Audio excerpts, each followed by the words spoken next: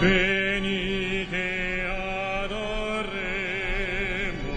venite adoremus, venite adoremus Dominum. Et reggere dictum, umile Sanctus, locati pastores, ad proverant. Et nos avanti, gradum festinemus. Venite adoremus, venite adoremus, venite adoremus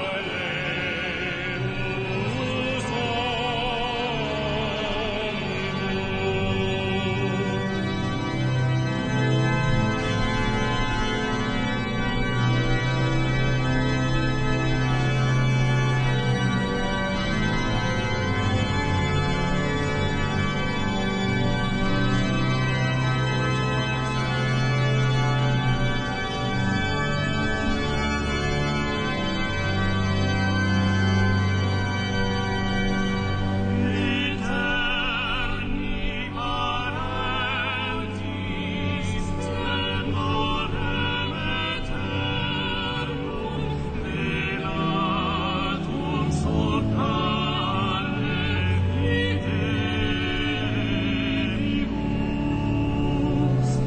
Deo infantem agis involutum. Venite adoremus, venite adoremus, venite adoremus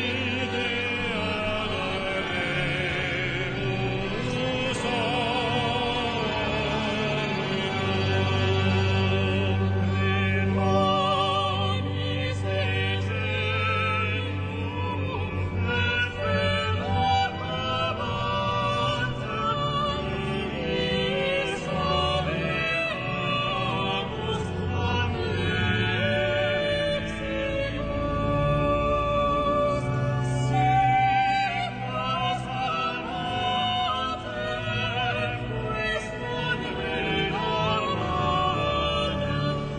Venite adoremus, venite adoremus,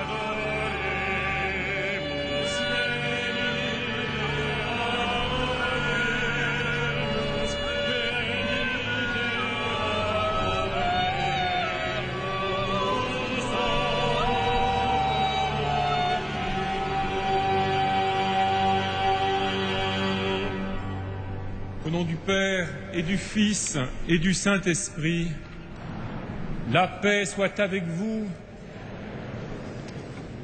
La paix soit avec vous, frères et sœurs, présents dans cette cathédrale Notre-Dame de Paris, avec vous tous qui suivez cette messe grâce à la télévision catholique KTO ou grâce à Radio Notre-Dame. Nous sommes unis tous ensemble dans cette octave de Noël. L'Église prend une octave pour contempler ce grand et merveilleux mystère de Dieu qui vient parmi nous, de Dieu qui vient nous montrer sa bonté en s'en remettant d'abord à notre affection, à l'affection, à la foi de Marie, sa mère, de Joseph, de tous ceux qui vont les entourer. Il y a là comme plus qu'une figure, comme le don, la révélation qui nous est faite aussi, frères et sœurs, que nous sommes remis les uns aux autres, confiés à la bonté les uns des autres. Puisse la bonté de Dieu transfigurer toujours nos relations humaines. En ce dimanche de la Sainte Famille, puisse la bonté de Dieu qui nous est dévoilée dans le Seigneur Jésus, puisse cette bonté de Dieu transfigurer toutes nos relations familiales. Entrons dans la célébration de tous ces mystères en reconnaissant que nous sommes de pauvres pécheurs Accueillons Dieu dans sa miséricorde.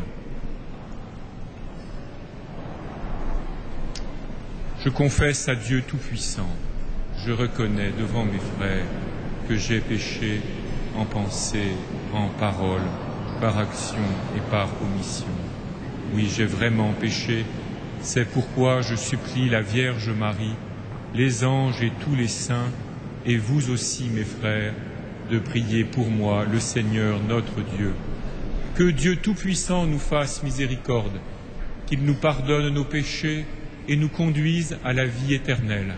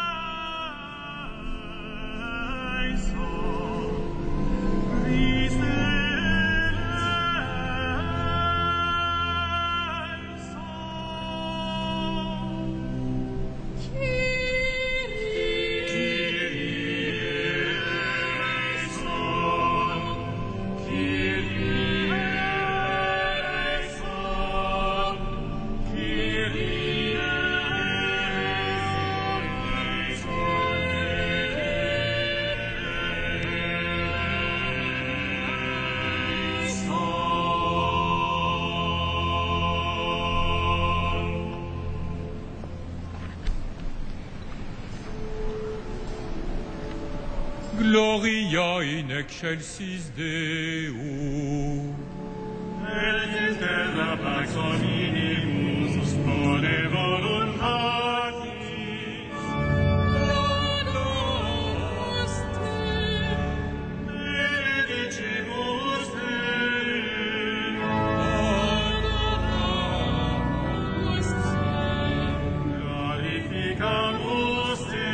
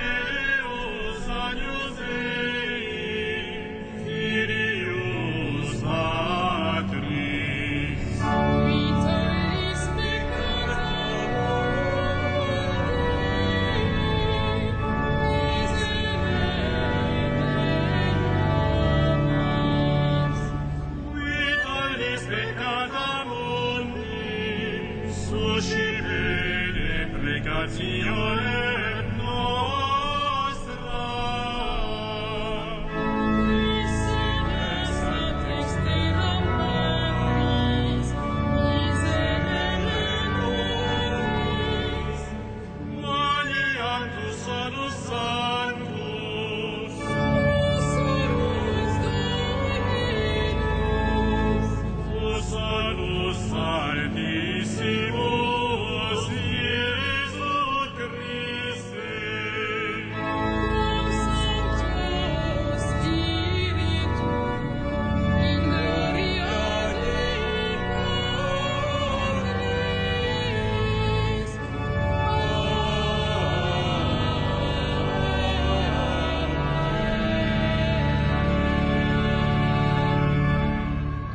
prions le Seigneur.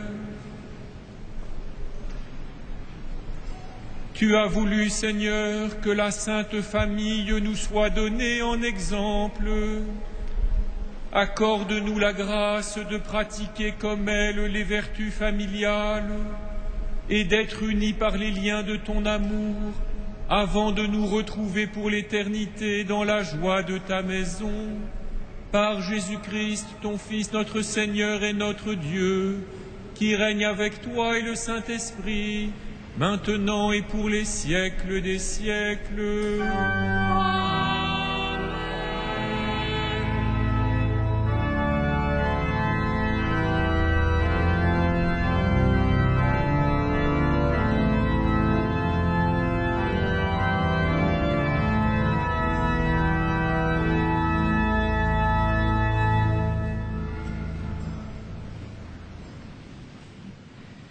Lecture du premier livre de Samuel. Le temps venu, Anne conçut et mit au monde un fils. Elle lui donna le nom de Samuel, c'est-à-dire Dieu exauce, car, disait-elle, je l'ai demandé au Seigneur. Elkana, son mari, monta au sanctuaire avec toute sa famille pour offrir au Seigneur le sacrifice habituel et celui du vœu pour la naissance de l'enfant. Anne, elle, n'y monta pas. Elle dit à son mari, « Quand l'enfant sera sevré, je l'emmènerai.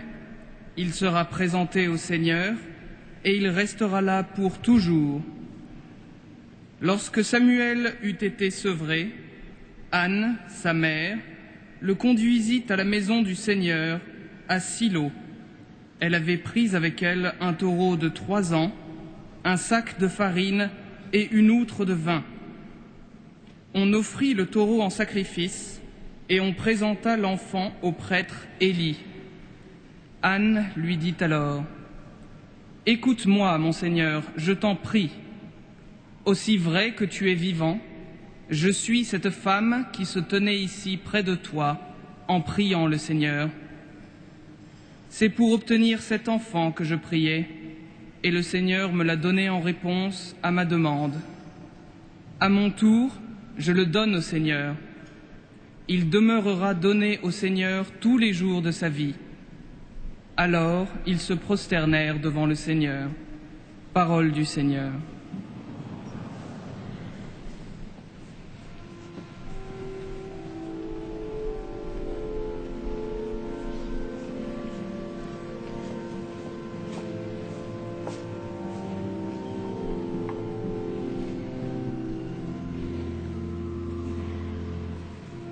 Seigneur, en ta demeure, tout est paix et tout est joie.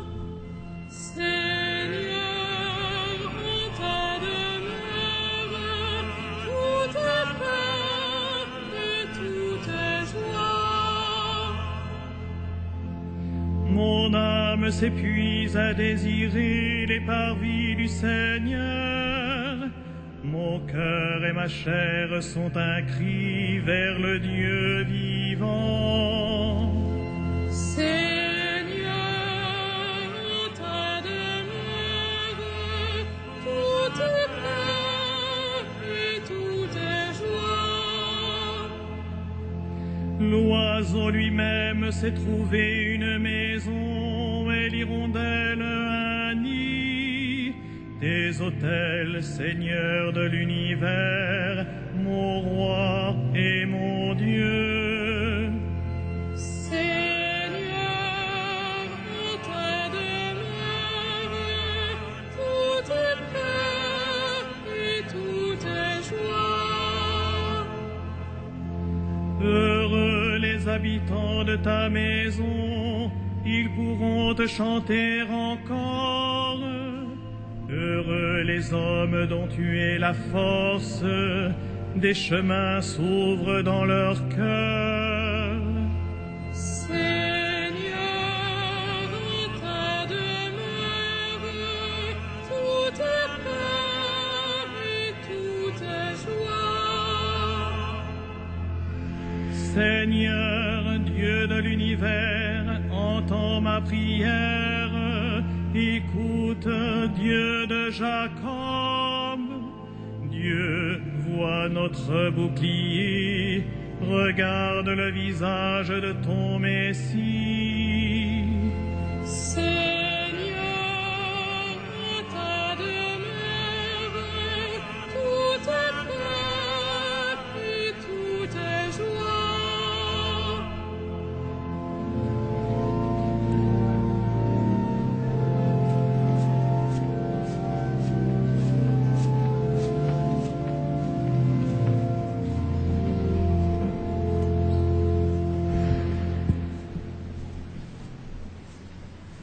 Lecture de la première lettre de Saint Jean.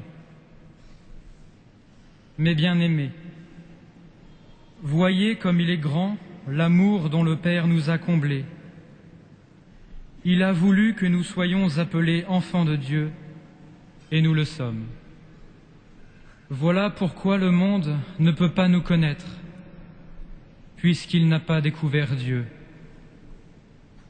Bien-aimés, dès maintenant, nous sommes enfants de Dieu, mais ce que nous serons ne paraît pas encore clairement.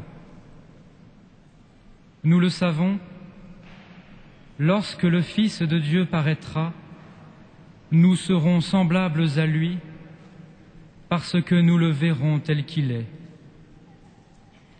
Mes bien-aimés, si notre cœur ne nous accuse pas, nous nous tenons avec assurance devant Dieu.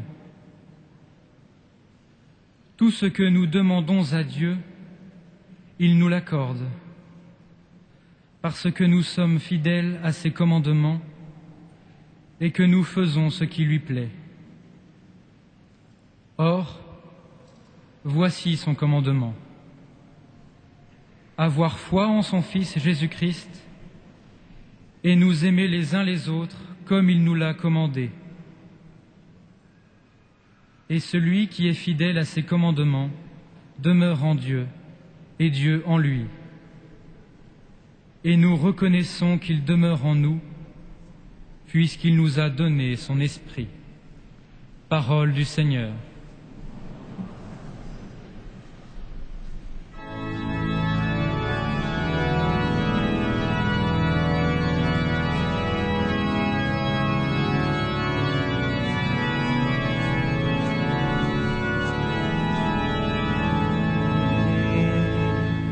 Alléluia, Alléluia, Alléluia, Alléluia, Alléluia, Alléluia.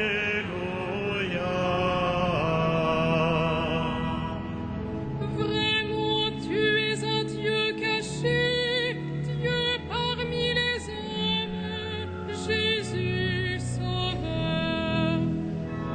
Alléluia, Alléluia, Alléluia.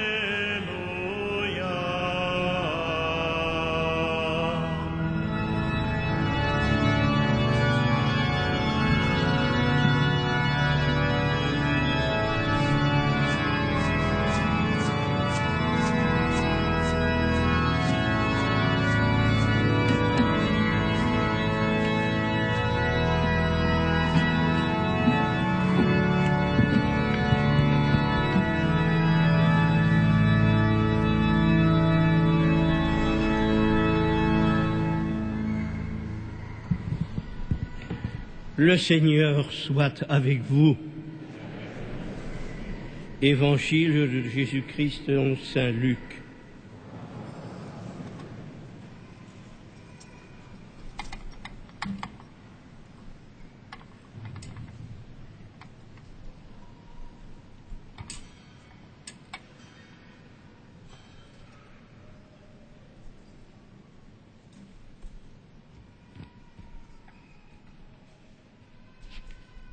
Chaque année, les parents de Jésus allaient à Jérusalem pour la fête de la Pâque. Quand il eut 12 ans, ils firent le pèlerinage suivant la coutume. Comme ils s'en retournaient à la fin de la semaine, le jeune Jésus resta à Jérusalem sans que ses parents s'en aperçoivent. Pensant qu'il était avec leurs compagnons de route, ils firent une journée de chemin avant de le chercher parmi leurs parents et connaissances. Ne le trouvant pas, ils revinrent à Jérusalem en continuant à le chercher. C'est au bout de 3 jours qu'ils le trouvèrent dans le temple, au milieu des docteurs de la loi. Il les écoutait et leur posait des questions, et tous ceux qui l'entendaient s'extasiaient sur son intelligence et sur ses réponses. En le voyant, ses parents furent stupéfaits et sa mère lui dit : « Mon enfant, pourquoi nous as-tu fait cela ? Vois, comme nous avons souffert en te cherchant, ton père et moi. » Il leur dit : « Comment se fait-il que vous m'ayez cherché ? Ne le saviez-vous pas ? C'est chez mon père que je dois être. » Mais ils ne comprirent pas ce qu'il leur disait. Il descendit avec eux pour rentrer à Nazareth, et il leur était soumis. Sa mère gardait dans son cœur tous ces événements. Quant à Jésus, il grandissait en sagesse, en taille et en grâce, sous le regard de Dieu et des hommes. Acclamons la parole de Dieu. Louange à toi, Seigneur Jésus.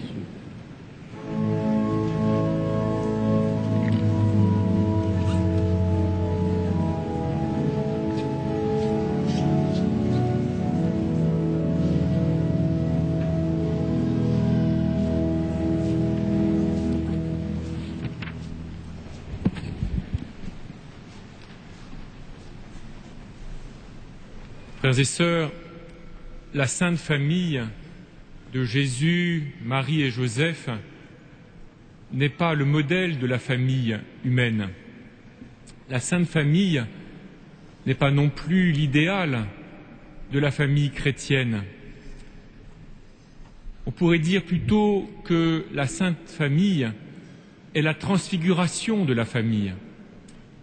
En elle est dévoilée, c'est-à-dire qu'en elle est mis sous nos regards ce qui fait la substance de la vie de toutes les familles, mais dont nous ne vivrons pleinement, dont l'humanité ne vivra pleinement que dans la gloire du ciel. Ce qui caractérise la Sainte Famille, ce qui la rend absolument unique, n'est pas simplement une sorte de perfectionnement moral de la relation entre les époux et entre les parents et les enfants, entre l'enfant et ses parents. Ce qui caractérise la Sainte Famille, ce qui la rend tout à fait unique et ce qui fait que nous la contemplons, c'est que, en elle, nous est mis sous nos regards le mystère profond, la réalité profonde à laquelle tous les hommes sont appelés à participer, mais que nous ne pouvons pas nous procurer par nous-mêmes, que nous ne pouvons que recevoir d'en haut et que nous recevons d'en haut parce que nous en vivrons dans la vie éternelle. Et pourtant, cette originalité radicale de la Sainte Famille, elle en vit, elle en a vécu dans les coordonnées de ce monde terrestre. Au regard extérieur, rien n'a particulièrement distingué la famille de Jésus, Marie et Joseph à Nazareth, sinon peut-être le fait qu'il n'y avait là qu'un seul enfant, un fils unique. Elle a vécu dans les coordonnées de la vie terrestre et dans les tâches, les joies, les peines qui sont celles ou ceux de toutes les familles de la terre, mais dans cette famille-là, nous pouvons voir ce qui nous est donné à tous, ce que nous avons à recevoir et à apprendre. Et cela, l'apôtre Saint Jean l'exprime dans son épître, dans cette phrase tout à fait extraordinaire. « Bien-aimés, dès maintenant nous sommes enfants de Dieu, mais ce que nous serons ne paraît pas encore clairement. Nous le savons, lorsque le Fils de Dieu paraîtra, nous serons semblables à lui, parce que nous le verrons tel qu'il est. » La famille de Marie, Joseph et Jésus est tout entière construite autour du fait que Jésus est le Fils éternel venu dans notre chair pour être le sauveur de tous les hommes. Mais ce faisant, nous est dévoilé ce que nous vivons tous, c'est que, avant d'être les enfants de nos parents, nous sommes virtuellement des fils et des filles du Père. C'est que, avant d'être mesurés, construits, façonnés par l'union de nos parents, ou par leurs projets, ou par leurs désirs, nous sommes tous et chacun des hommes portés par le dessein de Dieu, par le choix de Dieu, par l'élection de Dieu qui nous a choisis les uns et les autres dès avant la création du monde. Ce qui caractérise la famille humaine, au milieu de toutes les formes de relations entre les hommes, c'est que dans la famille humaine constituée de l'époux et de l'épouse qui ont engendré les enfants, dans cette famille-là nous est donné à voir, plus que dans toute autre réalité, cette grande réalité beaucoup plus déterminante qui est que tous nous sommes virtuellement des fils et des filles du Père, appelés à devenir les uns pour les autres des frères et des sœurs dans le Christ. Lorsque Dieu donne à Marie et à Joseph Jésus comme enfant, il ne s'empare pas de l'institution familiale, il ne s'empare pas du foyer qu'ils allaient constituer pour y glisser ce qu'ils voulaient y glisser en les privant de ce qu'ils allaient devenir. Tout au contraire, Marie et Joseph sont de véritables époux, si particulière soit leur union, et leur enfant est véritablement leur enfant, ils en sont vraiment les parents, et ils ont à en devenir pleinement et parfaitement les parents, si unique soit cet enfant, précisément parce que ce qu'ils vont vivre dans l'humilité, dans la simplicité, dans le caractère ordinaire de la Sainte Famille de Nazareth, dévoile, révèle ce que nous avons tous à apprendre les uns des autres, qui est le grand mystère de notre condition humaine, que, engendrés par nos parents, nous sommes pourtant avant tout voulus par Dieu et destinés à devenir des fils et des filles du Père dans le Fils unique.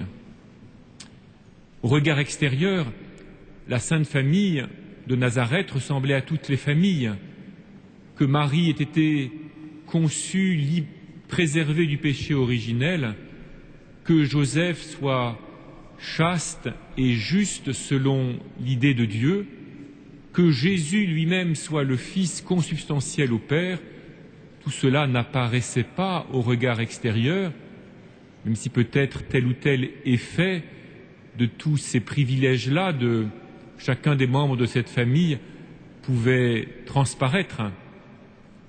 Cette famille a mené la vie ordinaire avec le travail, avec l'éducation que les parents doivent donner à un enfant, avec les joies et les peines partagées avec tout le village et toute la communauté du peuple d'Israël, avec les émerveillements, avec les conversations ordinaires qui font la trame de la vie familiale.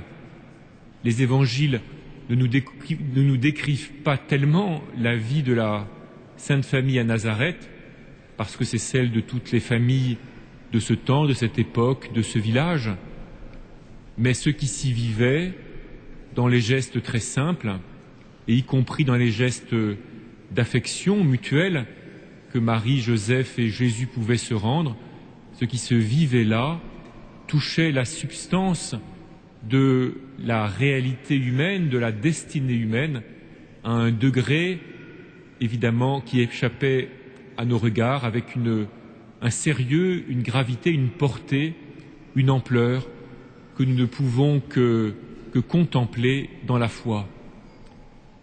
L'épisode qui a été proclamé devant nous, que saint Luc nous rapporte, de Jésus accompagnant ses enfants au temple de Jérusalem à 12 ans et restant dans le temple pendant 3 jours, tandis que ses parents le cherchent. Cet épisode est comme une fente, disons, une fracture par laquelle quelque chose nous est donné à apercevoir de la substance même de la vie de cette famille-là, qui encore une fois renvoie à la substance de ce que nous avons tous à vivre, à recevoir à travers notre vie familiale. L'essentiel, d'une certaine façon, nous est dit dans les derniers versets de ce récit, lorsque saint Luc nous dit que Jésus descendit avec ses parents pour rentrer à Nazareth, et il leur était soumis. Sa mère gardait dans son cœur tous ces événements. Quant à Jésus, il grandissait en sagesse, en taille et en grâce, sous le regard de Dieu et des hommes. L'essentiel nous est dit par la soumission de Jésus à ses parents et par sa croissance, en sagesse, en grâce et en taille devant Dieu et devant les hommes, et aussi au centre par sa mère qui conservait tous ces événements dans son cœur.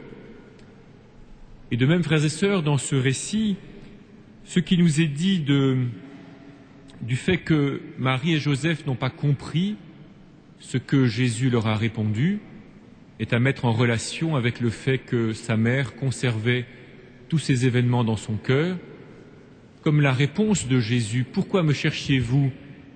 Ne savez-vous pas que chez mon Père que je dois être relié avec l'affirmation de l'évangéliste que Jésus leur était soumis.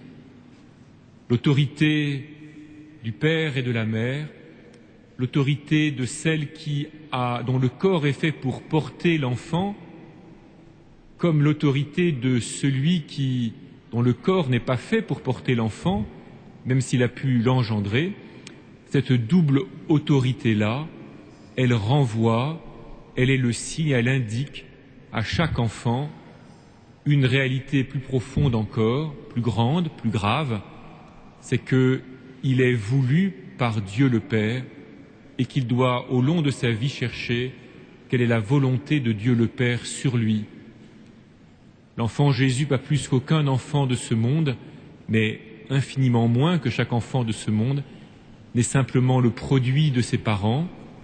Il n'est pas mesuré par ce qu'ils comprennent de lui, mais ils ont, ses parents, à se mettre à son service et à mettre leur amour mutuel à son service pour qu'il puisse découvrir quelle est la volonté de Dieu le Père sur lui. Ce que nous contemplons là, comme par une anfractuosité en quelque sorte, dans la façade très ordinaire de la Sainte Famille, nous révèle la substance de cette vie-là, des relations entre Marie-Joseph et Jésus, ce qui nous révèle quelque chose de la substance que nous avons à recevoir les uns et les autres dans tout ce que nous vivons dans notre vie familiale. Alors, frères et sœurs, nous vivons dans des sociétés qui essaient de transformer et de façonner à leur guise l'institution familiale. C'est en particulier parce que le progrès technique nous permet de faire des choses, en particulier dans la maîtrise de la vie et de l'apparition de la vie, qui jusqu'à il y a à peine 1 ou 2 décennies restaient de l'ordre du fantasme. Nos sociétés ont donc l'immense tentation de bricoler ou d'arranger l'institution familiale pour la faire correspondre aux désirs des hommes. Mais nous avons, nous, frères et sœurs, à essayer toujours davantage de vivre de la substance, de la réalité profonde qui se joue dans la vie de la famille, qui encore une fois n'est pas mesurée par les désirs ou les projets des parents, qui n'est pas mesurée par le besoin simplement de l'humanité de se survivre, mais qui beaucoup plus, et de chacun de nous de se prolonger, mais qui beaucoup plus profondément est habité de l'intérieur par le fait que nous sommes tous choisis pour devenir des fils et des filles de Dieu le Père, et que nous sommes confiés les uns aux autres pour nous aider mutuellement à le devenir. Puissions-nous, frères et sœurs, en cette fête de la Sainte Famille, demander la grâce de pouvoir vivre pleinement, profondément, les relations familiales qui sont les nôtres, qu'elles soient pleines de joie ou traversées de douleur, que nous ayons des familles nombreuses qui se réunissent avec un sentiment de plénitude, ou que nous éprouvions plus douloureusement notre solitude, que nous ayons le sentiment de réussir notre vie familiale, ou bien au contraire que nous goûtions l'amertume de l'échec. D'une certaine façon, peu importe. Ce qui importe, c'est que nous tâchions de vivre la substance qui nous est donnée. Dans le récit de saint Luc, il est important d'entendre Marie dire à son fils « Mon enfant, pourquoi nous as-tu fait cela ? Vois comme nous avons souffert en te cherchant, ton père et moi. » Marie, qui seule a porté l'enfant Jésus et qui ne l'a pas reçu directement, biologiquement de Joseph, Marie ne s'approprie pas cet enfant. Au contraire, elle reconnaît en Joseph l'époux qui lui a été donné, confirmé par la voix de l'ange. Elle reconnaît le père de cet enfant.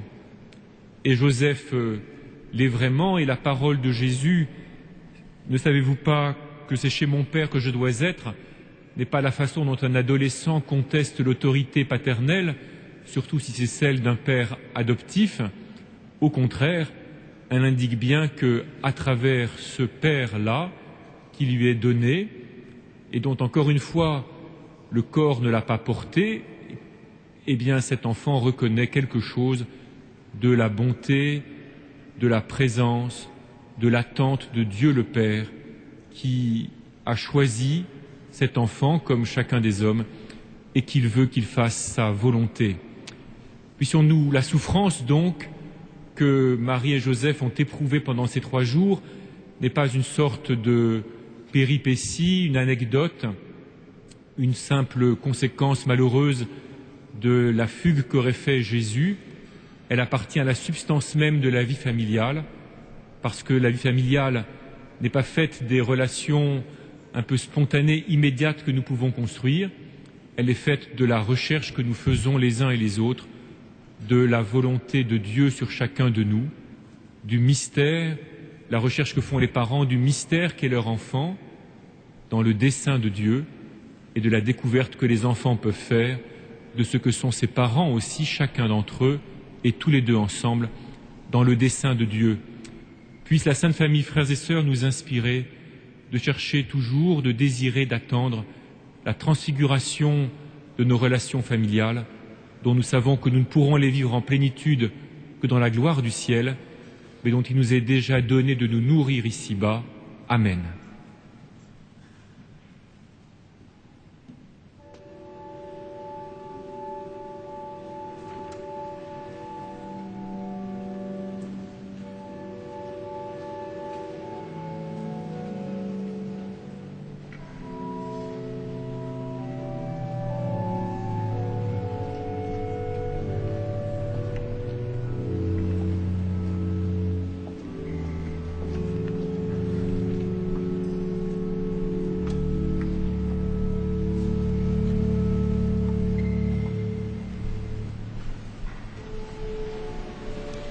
Credo in unum Deum.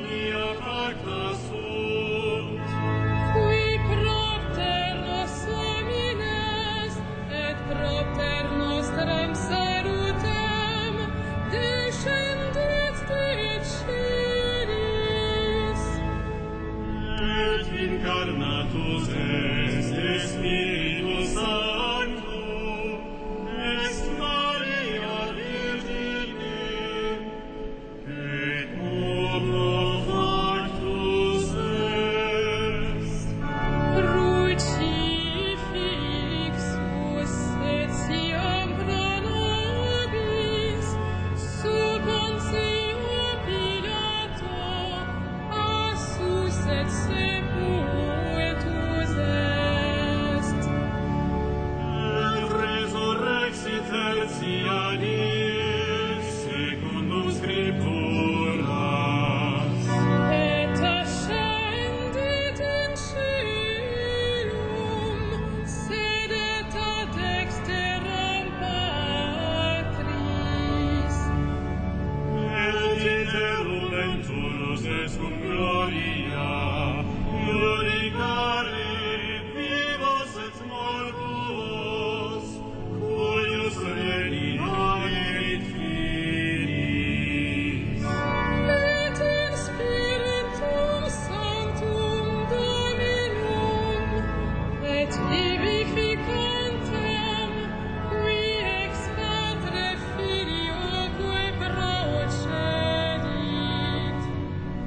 Qui cum Patre et Filio simul adoratur, et cum glorificatur, qui locutus est per profetas. Et unam sanctam catholicam, et apostolicam ecclesiam, Confiteorum baptismo in remissionem peccatorum. et expecto resurrectionem mortuorum, Et vitam venturis seculi.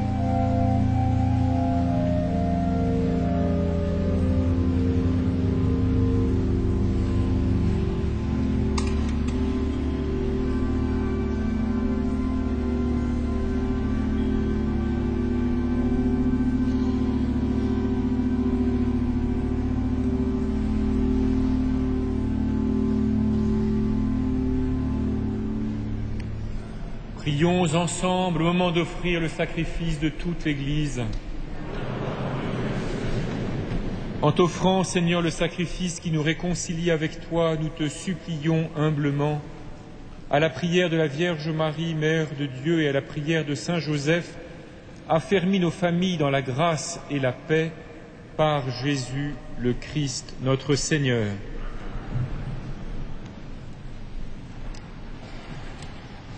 Le Seigneur soit avec vous. Et avec votre esprit, Élevons notre cœur. nous le tournons vers le Seigneur. Rendons grâce au Seigneur notre Dieu. Cela est juste et bon. Vraiment, il est juste et bon de te rendre gloire, de t'offrir notre action de grâce toujours et en tout lieu. À toi, Père très saint, Dieu éternel et tout-puissant, dans le mystère de la nativité, celui qui par nature est invisible se rend visible à nos yeux. Engendré avant le temps, il entre dans le cours du temps. Faisant renaître en lui la création déchue, il restaure toutes choses et remet l'homme égaré sur le chemin de ton royaume. C'est pourquoi, avec les anges qui proclamaient ta gloire dans le ciel, nous voulons te bénir en chantant.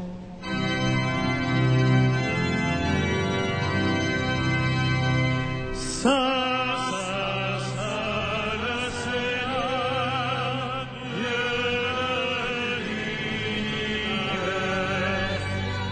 le ciel et la terre sont remplis de ta gloire. Hosanna au plus haut des cieux, béni soit celui qui vient au nom du Seigneur. Hosanna au plus haut des cieux. Tu es vraiment saint, Dieu de l'univers, et toute la création proclame ta louange, car c'est toi qui donnes la vie, c'est toi qui sanctifies toutes choses par ton Fils Jésus-Christ notre Seigneur, avec la puissance de l'Esprit Saint, et tu ne cesses de rassembler ton peuple, afin qu'il te présente partout dans le monde une offrande pure. C'est pourquoi nous voici rassemblés devant toi, et dans la communion de toute l'Église, nous célébrons le jour très saint où Marie, dans la gloire de sa virginité, enfanta le Sauveur du monde. Par lui, notre Rédempteur et notre Seigneur, Dieu Tout-Puissant, nous te supplions de consacrer toi-même les offrandes que nous apportons.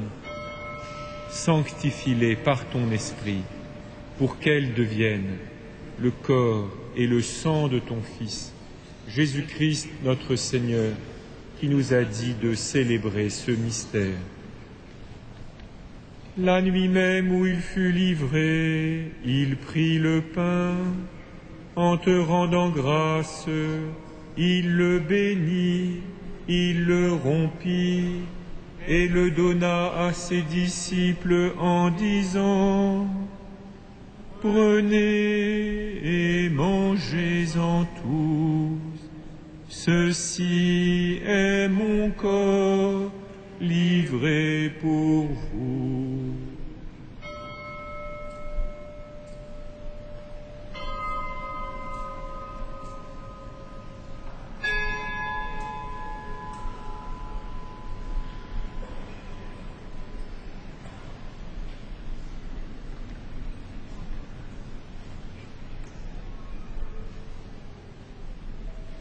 De même, à la fin du repas, il prit la coupe.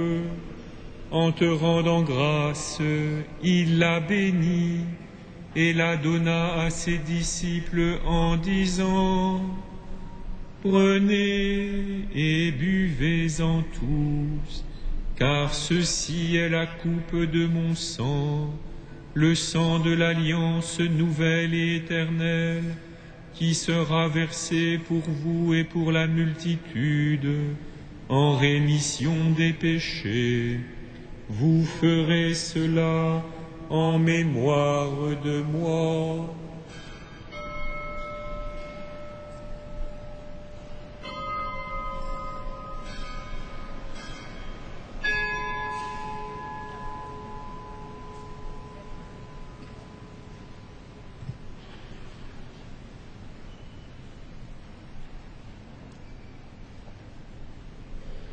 Il est grand le mystère de la foi.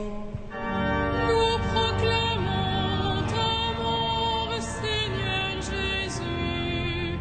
Nous célébrons ta résurrection. Nous attendons ta venue dans la gloire.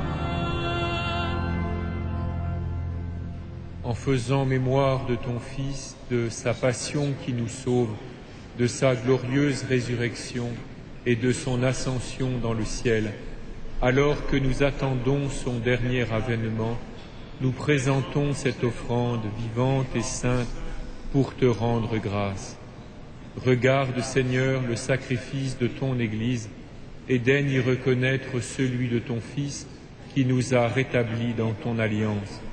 Quand nous serons nourris de son corps et de son sang, et remplis de l'Esprit Saint, accorde-nous d'être un seul corps et un seul esprit dans le Christ.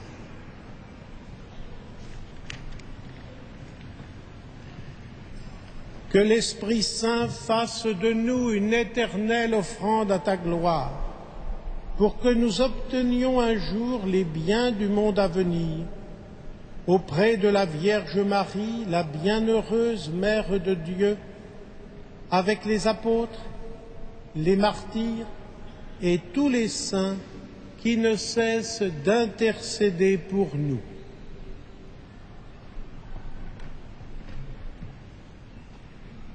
Et maintenant, nous te supplions, Seigneur, par le sacrifice qui nous réconcilie avec toi, étends au monde entier le salut et la paix. Affermis la foi et la charité de ton Église au long de son chemin sur la terre. Veille sur ton serviteur, notre pape Benoît XVI, notre archevêque André, nos évêques auxiliaires, en particulier Monseigneur Éric de Moulin-Beaufort ici présent, l'ensemble des évêques, les prêtres, les diacres et tout le peuple des rachetés. Écoute les prières de ta famille assemblée devant toi et ramène à toi, Père très aimant, tous tes enfants dispersés. Pour nos frères défunts, pour les hommes qui ont quitté ce monde et dont tu connais la droiture, nous te prions. Reçois-les dans ton royaume où nous espérons être comblés de ta gloire, tous ensemble et pour l'éternité, par le Christ notre Seigneur, par qui tu donnes au monde toute grâce et tout bien.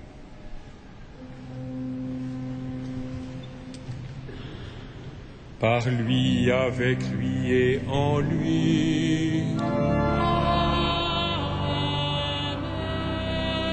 À toi, Dieu le Père Tout-Puissant, dans l'unité du Saint-Esprit.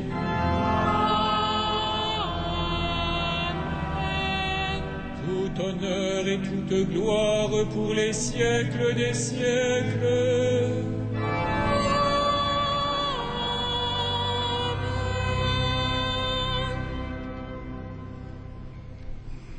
Comme nous l'avons appris du Sauveur, selon son commandement, à lui qui s'est fait notre frère pour que nous devenions ses frères et ses sœurs, des fils et des filles du Père, nous osons dire « Notre Père, qui es aux cieux, que ton nom soit sanctifié, que ton règne vienne, que ta volonté soit faite sur la terre comme au ciel. Donne-nous aujourd'hui notre pain de ce jour. Pardonne-nous nos offenses, comme nous pardonnons aussi à ceux qui nous ont offensés. Et ne nous soumets pas à la tentation, mais délivre-nous du mal. Délivre-nous de tout mal, Seigneur, et donne la paix à notre temps, Par ta miséricorde, libère-nous du péché, rassure-nous devant les épreuves en cette vie où nous espérons le bonheur que tu promets et l'avènement de Jésus-Christ, notre Sauveur.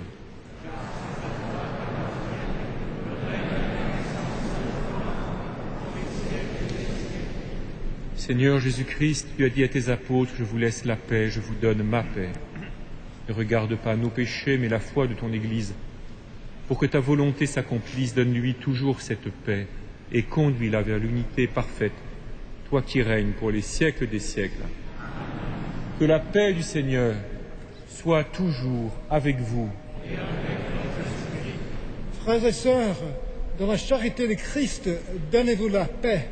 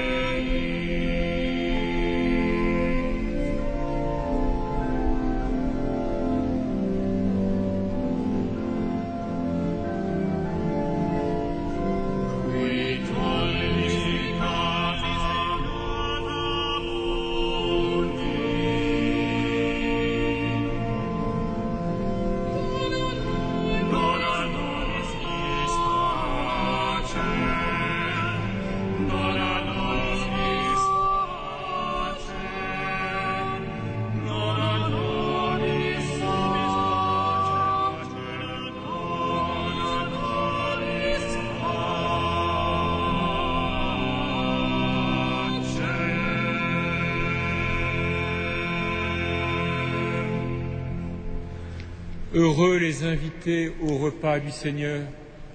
Voici l'agneau de Dieu qui enlève le péché du monde.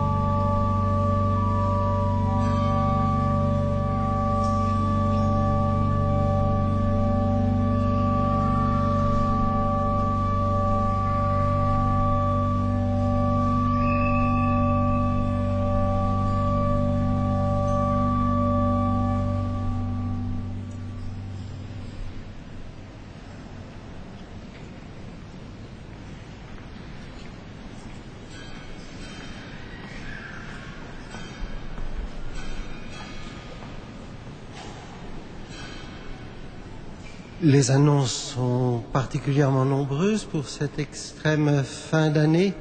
Aussi, vous pourrez vous reporter sur la feuille intercalaire que vous pouvez conserver par devers vous. J'attire votre attention sur 3 points particuliers.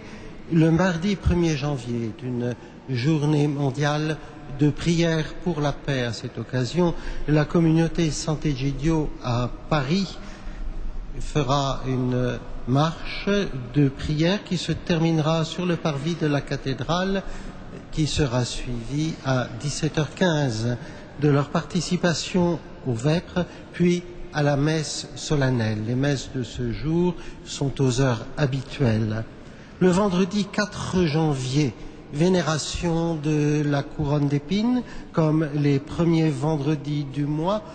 Nous nous rappelons qu'avec la communion et la confession sacramentelle toutes deux, c'est un des exercices spirituels, entre guillemets, par lesquels on peut recevoir cette indulgence plénière accordée à la cathédrale par le Saint-Père à l'occasion de son jubilé. Enfin, dimanche 6 janvier a lieu la procession des chasses de Sainte-Geneviève et de Saint-Marcel, qui se terminera à la cathédrale.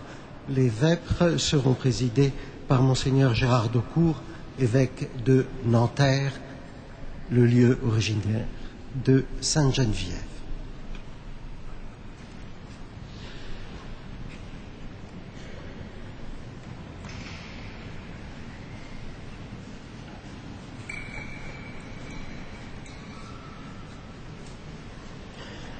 Prions.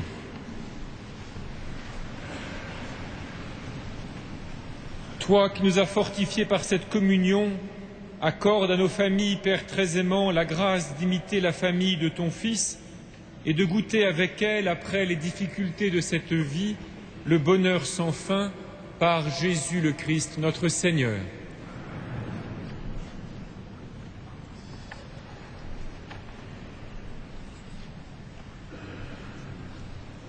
Voilà, frères et sœurs, au terme de cette messe et de ce dimanche de la Sainte Famille, en vous souhaitant déjà une bonne et sainte année 2013, en demandant à Dieu de vous bénir, je lui demande de bénir pour chacun de vous cette année et de bénir en particulier toutes et chacune de vos relations familiales. Le Seigneur soit avec vous. Que Dieu Tout-Puissant vous bénisse, le Père, le Fils et le Saint-Esprit. Allez dans la paix de Christ, nous rendons